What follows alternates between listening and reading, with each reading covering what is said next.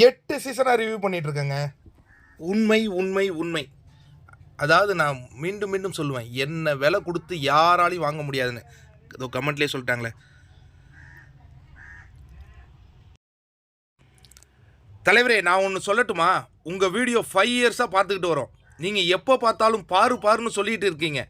ஒருவேளை நீங்கள் பண்ண பிஆராக இருப்பீங்கன்னு சந்தேகப்பட்டு உங்களை நாங்கள் செக் பண்ணோம். எப்படின்னா, உங்கள் நம்பருக்கு கால் பண்ணி பாரு டீம்லேருந்து பேசுகிறோம், பாருக்கு சப்போர்ட் பண்ணி வீடியோ போடுங்க, நாங்கள் 10,000 தரோம்னு சொன்னோம். உங்ககிட்ட அதுக்கு நீங்கள் சொன்ன பதில், அதுக்கு நீங்கள் சொன்னது பணமெல்லாம் வேண்டாம், பாரு நல்லா கேமர் ஜெயிக்க வைக்கிறோம் சொன்னீங்க. அப்போ தான் உங்கள் நேர்மையை ரொம்ப பிடிச்சிருந்துச்சு. அதுக்கப்புறம் தான் பாருக்கு ஓட்டு போட்டு தெரிக்க விட்டோம். பட் இப்போ உள்ள நிலைமைக்கு பாரு கமருதீன் காம்போ உடைஞ்சிட்டு சந்தோஷப்பட்டோம். ஆனால் இது பாரு மனிதர் உணர்ந்து கொள்ள இது மனிதர் காதல் அல்ல, அதையும் தாண்டி காஜி காதல் மாதிரி நிற்கிது.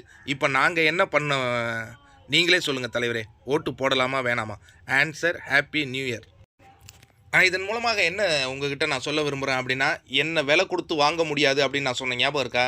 என்ன விலை கொடுத்து, ஏன்னா நான் பிக் பாஸை அணுவ ரசிக்கிறவங்க. அதில் கேம் ஆடுறவங்களை பற்றி அது சில பேருக்கு உங்களுக்கு தோணியிருக்கலாம், இவர் என்ன பாருப்பியார. நான் அந்த மாதிரியான மனிதன் கிடையாது, எனக்கு அது தேவையும் இல்லைங்க. புரியுதா உங்களுக்கு? அப்போ எப்படி எனக்கு ரொம்ப மகிழ்ச்சி. செக் பண்ணியிருக்காங்க, அதுக்கப்புறம் வந்து கமெண்ட் பண்ணியிருக்காங்க, ரொம்ப சந்தோஷம். ஆனால் உண்மையாலேயே விலை போன ரிவ்யூவர்ஸ் இருக்கானுங்களே, அவங்கள கேளுங்க.